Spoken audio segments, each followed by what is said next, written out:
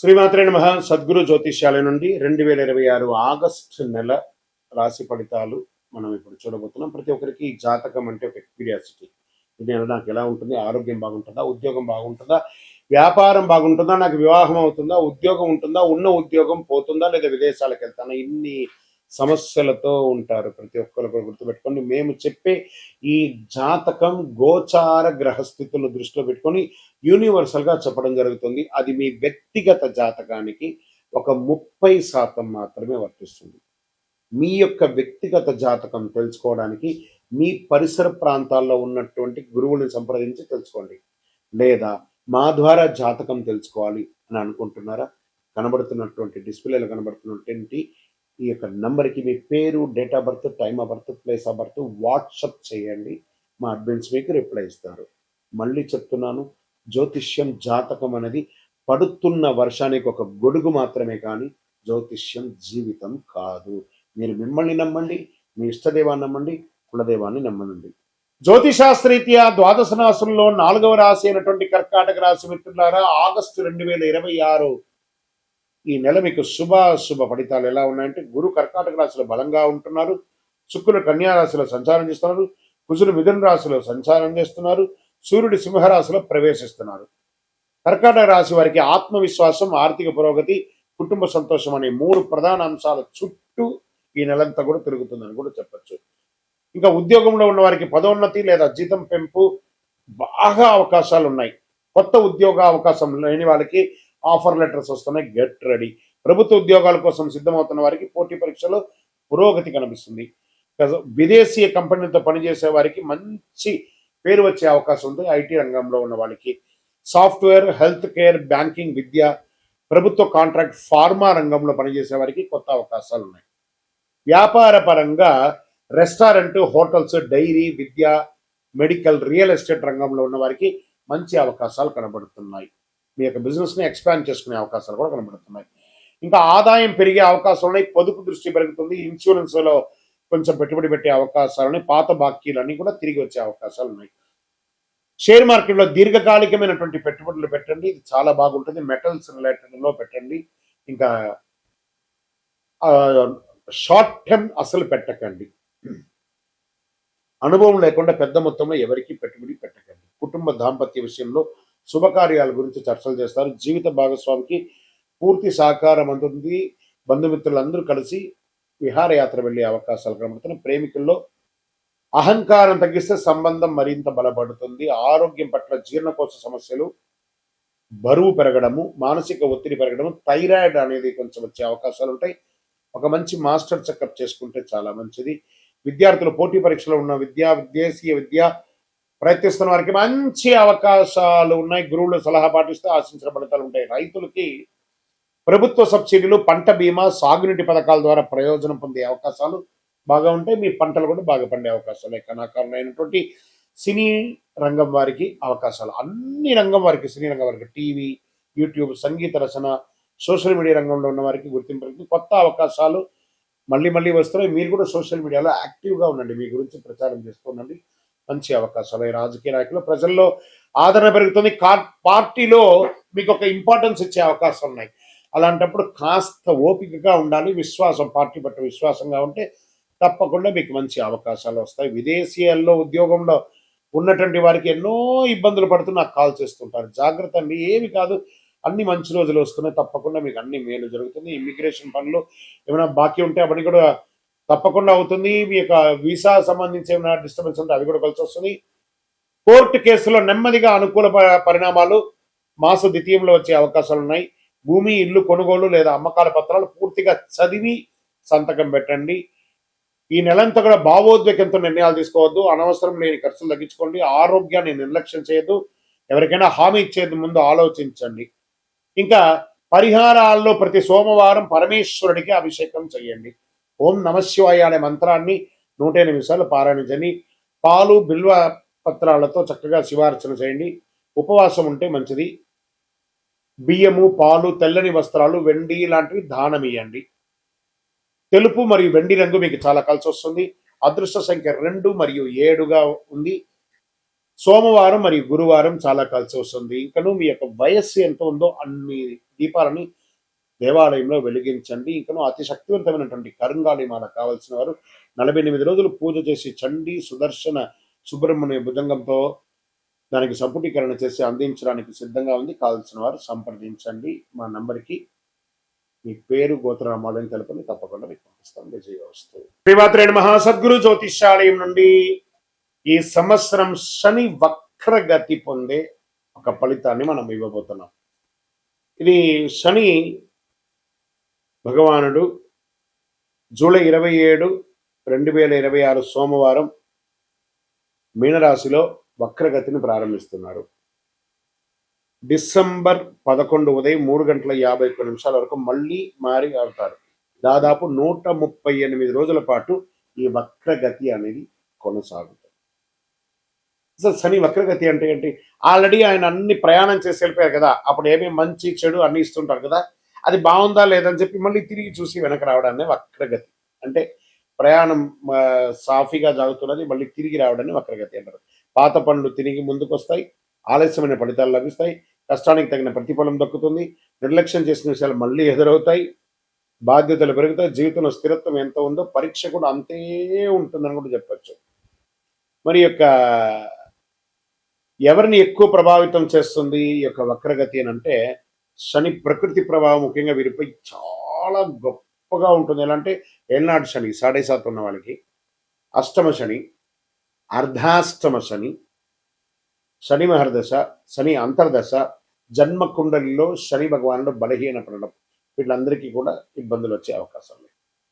ఈ సమయంలో ఎదురయ్యే పరిస్థితులు ఎలా ఉంటాయి అని అనుకుంటే, పనుల్లో ఆలస్యం, ఉద్యోగంలో అదనపు బాధ్యతలు, ప్రమోషన్లో ఆలస్యం, కోర్టు వ్యవహారంలో నెమ్మదితనం, భూమి ఆస్తి విషయాల్లో ఆలస్యం, అప్పుల ఒత్తిడి, మానసిక ఆందోళన, సహనానికి పరీక్ష. మనం ఏం పాటిస్తే బాగుంటుంది ఈ సమయంలో అని అంటే, అవసరం లేని అప్పులు తీసుకోవద్దు. ఈ వక్రగతి శని వక్రగతి ఎప్పుడు కోపంతో నిర్ణయాలు తీసుకోకూడదు. ఉద్యోగ మార్పుల్లో తొందరపడద్దు. తొందరపడి పై అధికారులు ఏమైనా చెప్తే రిజైన్ చేసేయడం లాంటివి చేయకూడదు. వాహనం నడిపేటప్పుడు ఫోన్ మాట్లాడడం లేదా అతి స్పీడ్ వెళ్ళడం చేయకూడదు. పెద్దలను గౌరవించాలి. ప్రారంభించే పనిని పూర్తి చేయాలి. ఆరోగ్యాన్ని నిర్లక్ష్యం చేయకూడదు. ఖర్చులను నియంత్రించాలి.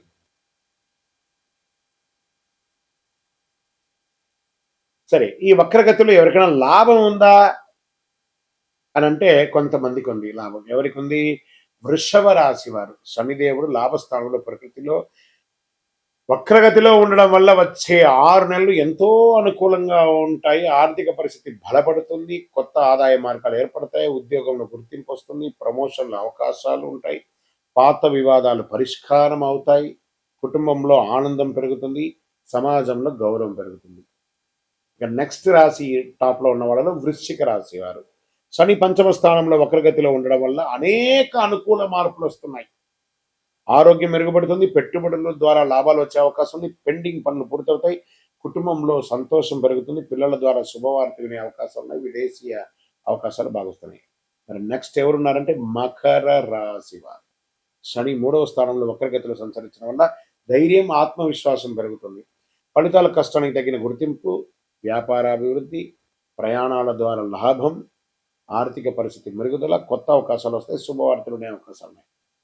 మరి ఇంకొక ఎవరైనా ఉన్నారంటే మీనరాశి. మరి వీళ్ళకి ఏళ్ళనాటి శని నడుస్తుంది కదా, అయినా వీళ్ళకి శని స్వరాశిలోనే వక్రగతిలో చేయడం వల్ల వ్యక్తిగత జీవితంలో కీలక మార్పులు చోటు చేసుకునే అవకాశాలు ఉన్నాయి. కొత్త పరిచయాల ద్వారా అవకాశాలు, ప్రేమ జీవితంలో అనుకూలత, శత్రువులపై విజయం, ఆర్థిక పరిస్థితి క్రమంగా మెరుగుపడుతుంది, ఆధ్యాత్మిక ఆసక్తి పెరుగుతుంది.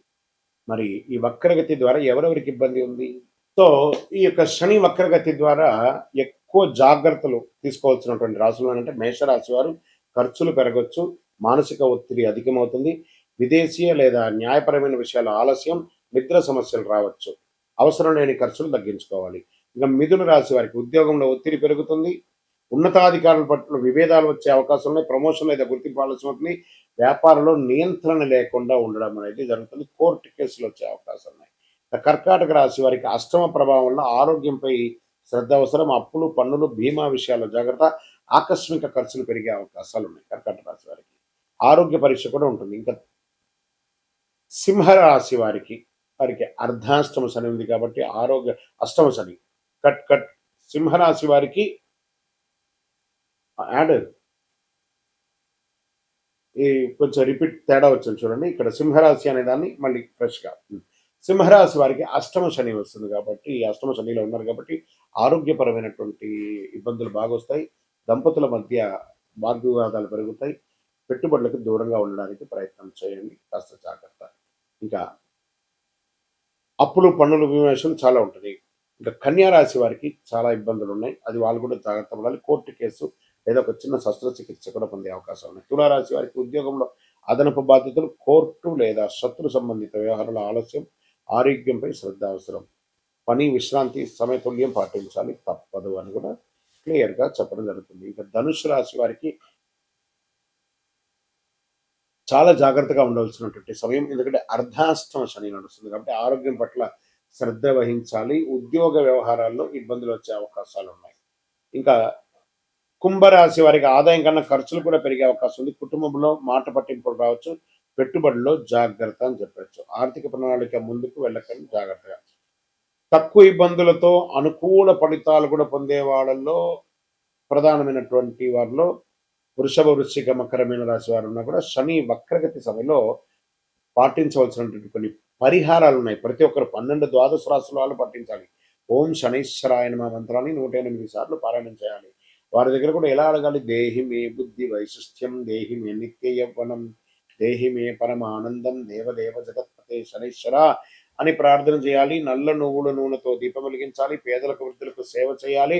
ఇక్కడ బాగా గుర్తుపెట్టుకోవాలి, హనుమాన్ చాలీసా పారాయణం చేయండి.